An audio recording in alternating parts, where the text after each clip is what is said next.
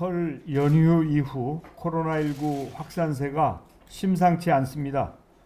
대형 병원을 비롯해 노동자들이 밀집한 생산 현장, 가족 모임 등 일상 곳곳에서 집단 감염이 계속되면서 위기감이 고조되고 있습니다. 전문가들은 서둘러 확산세를 통제하지 못하면 최악의 상황이 올 수 있다고 경고하고 있습니다. 정부는 현 상황을 엄중하게 받아들이며 가용한 자원을 총동원해서 기민하게 대응하겠습니다. 며칠 전 경기도의 한 공장에서는 전체 직원의 3분의 2가 넘는 110여 명이 한꺼번에 감염된 사례가 발생했습니다. 특히 대다수의 확진자가 외국인 노동자로 일터와 기숙사에서 함께 지내면서 감염이 확산된 것으로 파악됩니다. 이미 보름 전 중대본 회의에서 외국인 노동자가 밀집한 일터나 지역을 미리미리 점검하고 선제검사 등 예방조치에 나서줄 것을 관계부처에 당부드린 바 있습니다. 이에 따라 소관부처에서 방역관리 강화 방안을 마련해서 추진 중인 것으로 알고 있습니다만 현장에서 제대로 이행되고 있는 것인지 의문이 듭니다. 그럴듯한 대책보다는 빈틈없는 실천이 중요합니다.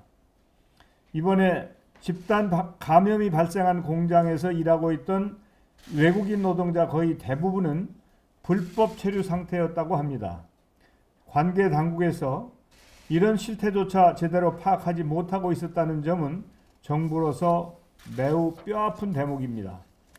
고용부와 법무부는 업무 소관을 떠나 모두 우리 일이라는 생각으로 심기일전해 주시고 외국인 밀집 지역이나 사업장에 대한 방역 관리를 한층 강화해 주시기 바랍니다.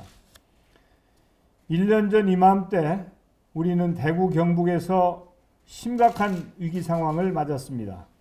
하지만 성숙한 시민의식과 국민적 연대 그리고 의료진의 헌신으로 위기를 성공적으로 이겨냈던 경험이 있습니다. 당시 대구 시민들께서는 스스로 외출을 자제하고 모임과 행사를 취소하는 등 정부의 방역 지침을 뛰어넘는 수준의 엄격한 사회적 거리두기를 실천해 주셨습니다. 많은 자영업자와 소상공인들께서도 자발적으로 휴업을 결정하는 등 방역에 동참해 주셨습니다.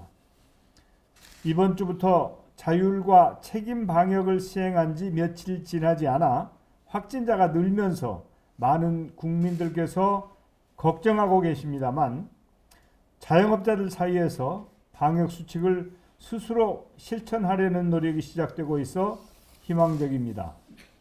남대문이나 동대문 상인회에서는 소독과 체온 측정 등 자율 방역에 나섰고 헬스장 업주들의 온라인 카페에서는 거리두기 신고센터를 개설하는 등 지역별, 업종별로 자율 방역이 조금씩 확산되고 있습니다. 이러한 작은 행동과 실천이 모여 지속 가능한 방역을 만들 수 있을 것으로 기대합니다. 각자의 위치에서 참여 방역으로 힘을 모아주신다면 3차 유행의 마지막 고비도 충분히 넘어설 수 있을 것으로 확신합니다.